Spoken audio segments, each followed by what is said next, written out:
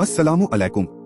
सब जानते हैं कि दीनी तालीम फर्ज है, लेकिन इस बिजी जिंदगी में इस पर ध्यान देने का वक्त नहीं मिलता और अफसोस है कि हम दीन से दूर होते जा रहे हैं, खास तौर पर हमारे बच्चे। उम्मीद है आप चंद लम्हे देकर इसका फायदा उठा सके। आज की तारीख 3 शावाल 1447 हिजरी। एक फर्ज के बारे में पानी न मिलने पर तयम्मुम करना। रसूलुल्लाह सल्लल्लाहु अलैहि वसल्लम ने फरमाया, पाक मिट्टी मुसलमान का सामाने तहारत है, अगरचे 10 साल तक पानी न मिले, बस जब पानी पाए तो चाहिए कि उसको बदन पर डाले, यानी उससे वजू या गुस्ल कर ले, क्योंकि यह बहुत अच्छा है।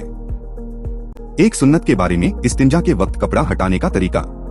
हजरत अब्दुल्लाह बिन उमर बयान करते हैं कि रसूलुल्लाह जब कज़ाए हाजत करते तो जमीन के करीब होने के बाद कपड़े हटाते। एक अहम अमाल की फजीलत, कुरान की कोई सूरत पढ़कर सोना।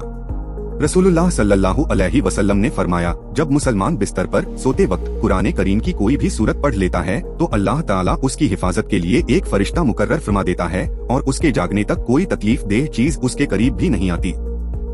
एक गुनाह के बारे में गलत हदीस बयान करने की सजा।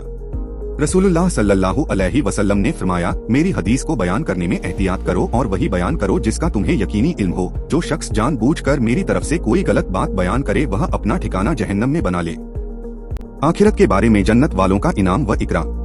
कुरान की सूरह मरियम में अल्लाह ताला फरमाता है, जन्नती लोग जन्नत में सलाम के अलावा कोई बेकार व बेहुदा बात नहीं सुनेंगे और जन्नत में सुबह व शाम उनको खाना वगैरह मिलेगा।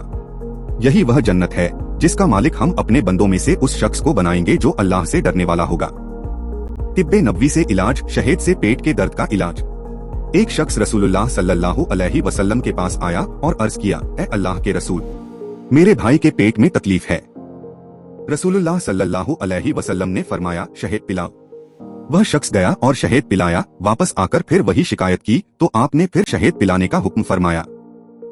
वह शख्स तीसरी मर्तबा यही शिकायत लेकर आया तो फिर रसूलुल्लाह ने शहद पिलाने को कहा। वह फिर आया और अर्ज किया कि इतनी बार शहद पिलाने के बावजूद आराम नहीं हुआ बल्कि तकलीफ बढ़ती जा रही है, तो हुजूर ने फरमाया, कुरान में अल्लाह ने सच कहा है कि शहद में शिफा है और तेरे भाई का पेट टूटा है। चुनांचे वह शख्स फिर वापस गया और शहद पिलाया तो उसका भाई अच्छा हो गया। कुरान की नसीहत। कुरान की सूरह निसा में अल्लाह ताला फरमाता है, ए ईमान वालो, तुम मुसलमानों को छोड़कर काफिरों को अपना दोस्त मत बनाओ। नी काफिरों से दिली ताल्लुक मत रखो कि उसमें ईमान व अमाल दोनों के तबाह होने का खतरा है। इस्लामी तारीख उम्मुल मोमिनीन हजरत आयशा। उम्मुल मोमिनीन हजरत आयशा बिनते अबू बकर सिद्दीक इल्म व फजलत, खैर व बरकत, अखलाक व किरदार, जुरत व हिम्मत और हौसलामंदी में बेमिसाल थीं। हक बात किसी की परवाह किए बगैर बेखौफ होकर कह दिया करती थीं। इनकी पैदाइश नुबुव्वत के चौथे साल में मक्का मुकर्रमा में हुई। बचपन से ही बेहद ज़हीन और अक्लमंद थीं।